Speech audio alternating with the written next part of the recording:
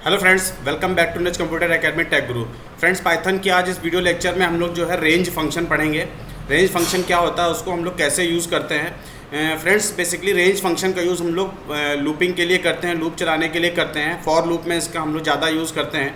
तो चलिए समझते हैं रेंज फंक्शन क्या होता है। ठीक है, मैं अपने टेक्स्ट एडिटर में आ जाता हूँ। यहाँ पे नोटपैड प्लस प्लस पे आ जाऊँगा। यहाँ पे देखिए, रेंज होता क्या है। रेंज का मतलब होता है एक क्या होता है कि रेंज कि कहाँ से कहाँ तक, मतलब स्टार्ट कहाँ से हो, स्टॉप कहाँ पे हो। ठीक है, तो ये क्या हो गया रेंज। कहते हैं कि रेंज कहाँ से कहाँ तक, यानी मेरी रेंज, तो जैसे आप कोई सामान खरीदने जाते हैं तो आप कहते हैं कि मेरी रेंज कहाँ से 100 से लेके 1000 तक है, मुझे इसी रेंज में क्या करना है, परचेस करना है। ठीक है, तो वैसे ही हम लोग रेंज में लेते हैं। तो रेंज जो होता है, जो फंक्शन होता है, रेंज जो फंक्शन होता है यहाँ पे, ठीक है, रेंज फंक्शन में बेसिकली 3 पैरामीटर्स हम लोग लेते हैं। कितने पैरामीटर लेते हैं? 3 पैरामीटर लेते हैं। इसमें एक स्टार्ट होता है, दूसरा हमारा एंड होता है, ठीक है, और तीसरा हमारा स्टेप वैल्यू होती है। क्या होती है? स्टेप वैल्यू होती है। ठीक है, स्टेप वैल्यू होती है। अब मैं आपको ये बता दूं कि इसमें से मैंडेटरी क्या है और नॉन मैंडेटरी क्या है। ठीक है, देखिए स्टार्ट क्या होता है। ठीक है, आपको स्टार्ट मैंडेटरी नहीं है, जबकि एंड मैंडेटरी है। ठीक है, मैंडेटरी का मतलब क्या है कि आपको बताना नहीं है कि आपको स्टार्ट कहाँ से, क्योंकि डिफ़ॉल्ट जो स्टार्ट होता है, ठीक है, स्टार्ट फ्रॉम,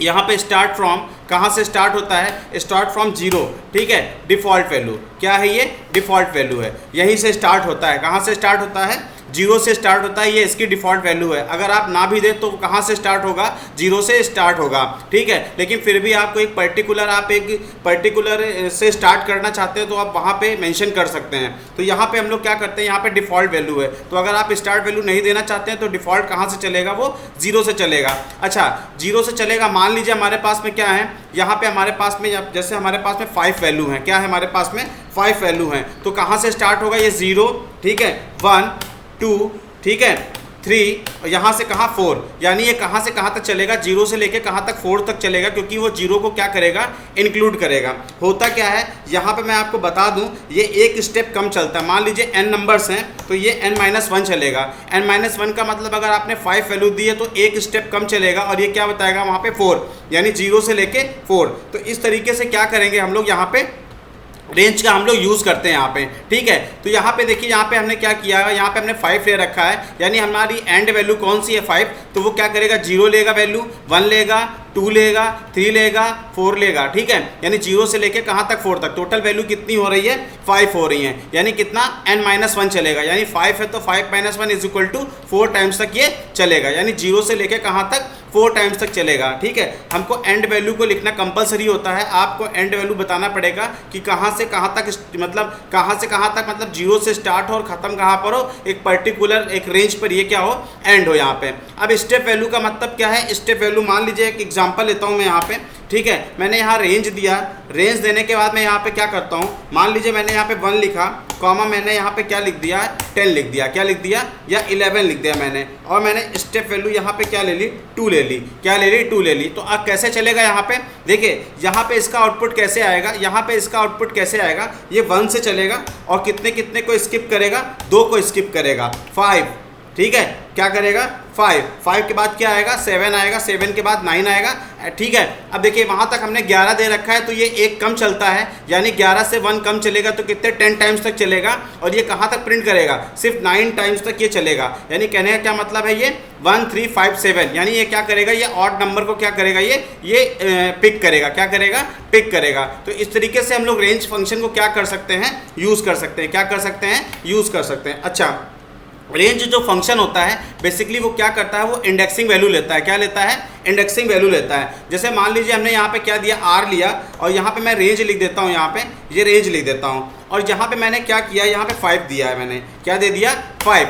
अब अगर मैं देखिए यहाँ पे 5 दिया है, तो देखिए यहाँ पे 0 पे क्या होगा? 0 ही होगा। ठीक है, 1 पे क्या होगा? 1 होगा, 2 पे 2 होगा, 3 पे क्या होगा? 3 होगा, और 4 पे क्या होगा? 4 होगा, क्योंकि एक स्टेप क्या चलेगा? ये कम चलेगा। क्या चलेगा? कम चलेगा। देखिए ये 0 1 2 3 क्या है? ये वैल्यूज़ हैं। ठीक है, जबकि 0 1 2 3 अगर मैं नीचे बात करूँ, यहाँ पे मैं समझा देता हूँ आपको। मान लीजिए यहाँ पे 0, ठीक है, ये 1, यहाँ पे 2, फिर यहाँ पे 3, और यहाँ पे 4। ये क्या है? ये वैल्यूज़ हैं। इनको हम लोग क्या बोलेंगे? ये वैल्यूज़ हैं हमारी, ये वैल्यूज़ हैं। ठीक है, जबकि हमारे पास में क्या है? ये 0, और यहाँ पे आ जाते हैं, यहाँ पे ये क्या है? इसका ये इंडेक्स है। यहाँ पे क्या है? ये इंडेक्स है। यहाँ पे 2 पे आ गए, ये इनकी इंडेक्स वैल्यू है यहाँ पे ये इनकी इंडेक्स वैल्यू यहाँ पे दे रखी है, यहाँ पे ये इंडेक्स वैल्यू यहाँ पे होगी, ये 4 हमारा ये इंडेक्स वैल्यू हो गया, ठीक है। तो यहाँ पे अगर हम इनको प्रिंट कराना चाहें, अगर हम इनको प्रिंट कराएं तो हम लोग सिंपल क्या लिखेंगे यहाँ पे, अगर मेरे 0 पे वैल्यू चाहिए तो यहाँ पे प्रिंट क्या लिखता हूँ, R लिखूंगा और R पे मैं क्या कर दूंगा, ये 0 यहाँ पे मेंशन कर दूंगा, क्या कर दूंगा, 0 यहाँ पे मेंशन कर दूंगा। तो इस तरीके से क्या कर सकते हैं आप, पर्टिकुलर इंडेक्स पे पर्टिकुलर वैल्यू को क्या कर सकते हैं, आप एक्सेस कर सकते हैं, ठीक है। तो चलिए इसको हम लोग क्या करते हैं कि एग्जाम्पल से समझ लेते हैं यहाँ पे, ठीक है। तो यहाँ पे एक एग्जांपल लेते हैं हम लोग, रेंज फंक्शन का देखते हैं यहाँ पे, ठीक है। रेंज फंक्शन को बेसिकली हम लोग अभी थोड़ी देर पहले डिस्कस कर रहे थे, ठीक है। हम लोग इसको लूप के साथ में यूज़ करते हैं, ठीक है। तो विदाउट लूप अगर हमको वैल्यू एक्सेस करनी है तो हम लोग कैसे एक्सेस करेंगे, चलिए एक एग्जांपल लेते हैं। पहले मैं इसको सेव कर लेता हूँ, कंट्रोल एस करता हूँ, यहाँ पे मैं रेंज यहाँ पे डॉट पी वाई दे देता हूँ यहाँ पे और इसको सेव करता हूँ यहाँ पे। अब मैं क्या करता हूँ, r is equal to range ले लेता हूँ यहाँ पे और मैं इसकी वैल्यू क्या असाइन कर देता हूँ, 5 असाइन कर देता हूँ। अब मैं इसको प्रिंट कराता हूँ यहाँ पे, प्रिंट आर इंडेक्स ऑफ 0, ठीक है। यहाँ पे आते हैं, इसको थोड़ा कॉपी पेस्ट कर लेंगे यहाँ से, यहाँ पे आते हैं, कंट्रोल सी, मुझे कितने टाइम चाहिए, 5 टाइम, यहाँ पे मैं क्या करूँगा, 1 कर दूंगा यहाँ पे, और यहाँ पे मैं क्या कर दूंगा, 2 कर दूंगा, यहाँ पे मैं क्या कर दूंगा, 3 कर दूंगा, और यहाँ पे मैं क्या कर दूंगा, 4 कर दूंगा। 4 क्यों कर दूंगा, क्योंकि ये एक स्टेप क्या करता है, एक स्टेप कम चलता है, क्या चलता है, एक स्टेप कम चलता है। और स्टार्ट, क्योंकि मैंने यहाँ पे कोई स्टार्ट वैल्यू तो दे नहीं रखी है, तो डिफॉल्ट वैल्यू कहाँ से वो एक्सेस करेगा, 0 से लेगा, क्या लेगा, 0 से। और यहाँ पे मैं कमेंट में लिख देता हूँ कौन कौन से 0, ठीक है, 1 2 और यहाँ पे क्या 3 और यहाँ पे क्या 4, यानी इन वैल्यूज़ के लिए हमको क्या करना है, इन वैल्यूज़ को प्रिंट करना है, किसका यूज़ करके, इंडेक्स का यूज़ करके। तो 0 पे क्या आएगा, 0 आएगा, ठीक है। 1 पे क्या आएगा, 1 इंडेक्स पे कौन सी वैल्यू आएगी, 1 आएगी, और 2 पे क्या आएगा, 2 आएगा, 3 पे क्या आएगा, 3 आएगा, 4 पे क्या आएगा, 4 आएगा। फ्रेंड्स ये जो 0 1 2 3 दे रखा है, कमेंट में दे रखा है, वो हमारे नंबर है, जबकि ये 0 1 2 3 4 ये क्या दे रखा है, इंडेक्सिंग दे रखा है। तो एक चीज़ ये समझ लीजिए, देखिए हमको ये स्टेप बार बार क्या करना पड़ रहा है, प्रिंट करना पड़ रहा है, ये बार बार हमको क्या करना पड़ रहा है, प्रिंट करना पड़ रहा है। तो इन्हीं सब चीज़ों से बचने के लिए हम लोग क्या करते हैं, हम लोग लूप का क्या करते हैं, यूज़ करते हैं। तो चलिए इसको जरा हम लोग सेव करते हैं इसको, और जरा अपने कमांड प्रॉम्प्ट में आते हैं, CMD में आते हैं यहाँ पे, ठीक है। यहाँ पे मैं CD क्या करता हूँ, डेस्कटॉप लेता हूँ, CD माई फोल्डर ले लेता हूँ, यहाँ माई प्रोग्राम वाला। अब हम लोग रेंज डॉट क्या करते हैं, यहाँ पे मैं क्या लिखता हूँ, रेंज डॉट PY करते हैं, यहाँ पे क्या करते हैं, PY करते हैं। जैसे एंटर करेंगे, देखिए यहाँ पे 0 1 2 3 4 यहाँ पे प्रिंट होके आ चुका है। तो इस तरीके से आप क्या कर सकते हैं, रेंज फंक्शन का आप यूज़ कर सकते हैं, क्या कर सकते हैं, रेंज फंक्शन का यूज़ कर सकते हैं। मान लीजिए हमने यहाँ पे क्या कर लिया है, यहाँ पे मैंने क्या किया, 1 ले लिया यहाँ पे, ठीक है, और मैंने यहाँ पे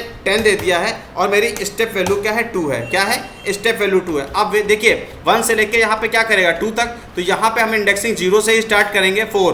तो ये कितने स्टेप कितना चलेगा, पहले इसको हम लोग रन करा के देख लेते हैं। यहाँ पे आते हैं, यहाँ पे इसको रन कराते हैं, तो देखिए यहाँ पे कितना प्रिंट कर रहा है, यहाँ पे 1 3 5 7 9 यहाँ पे क्या कर रहा है, 5 वैल्यूज़ को क्या कर रहा है, प्रिंट कर रहा है। और कितने कितने का डिफरेंस है, 2 2 का क्या कर रहा है, स्टेप वैल्यू, यानी 2 2 सीढ़ियाँ वो क्या कर रहा है, वो स्किप कर रहा है, क्या कर रहा है, 2 2 सीढ़ियों को वो क्या कर रहा है, स्किप कर रहा है। तो इस तरीके से आप रेंज फंक्शन का क्या कर सकते हैं, आप फॉर लूप के लिए यूज़ कर सकते हैं। मैं आपको प्रिंट करा के दिखा भी देता हूँ, ठीक है, फॉर लूप के थ्रू कैसे हम लोग रेंज फंक्शन को यूज़ करेंगे, ठीक है। नेक्स्ट वीडियो में इसको डीप में थोड़ा फॉर लूप को हम लोग पढ़ेंगे, आज तो मैं केवल यूज़ बता रहा हूँ। मान लीजिए आपको रेंज यूज़ करना है तो आप कैसे यूज़ करेंगे, तो यहाँ पे आते हैं हम लोग, ठीक है। यहाँ पे फॉर ले लेता हूँ, आई इन रेंज ले लेंगे। यहाँ पे मान लीजिए रेंज हमने यहाँ पे क्या दे दिया, 5 दे दिया, क्या दे दिया, 5 दे दिया। और मैं यहाँ पे प्रिंट करा लेता हूँ, यहाँ पे प्रिंट कराएंगे, आई को प्रिंट कराएंगे। यहाँ पे मैं यहाँ पे एंड लिखता हूँ और यहाँ पे डबल कोट स्पेस दे देता हूँ, और मैं इस प्रोग्राम को रन करके क्या करता हूँ, सेव करके रन कराता हूँ। यहाँ पे आते हैं, यहाँ पे देखिए सेम आउटपुट यहाँ पे मिल रहा है, लेकिन यहाँ पे हमें क्या है,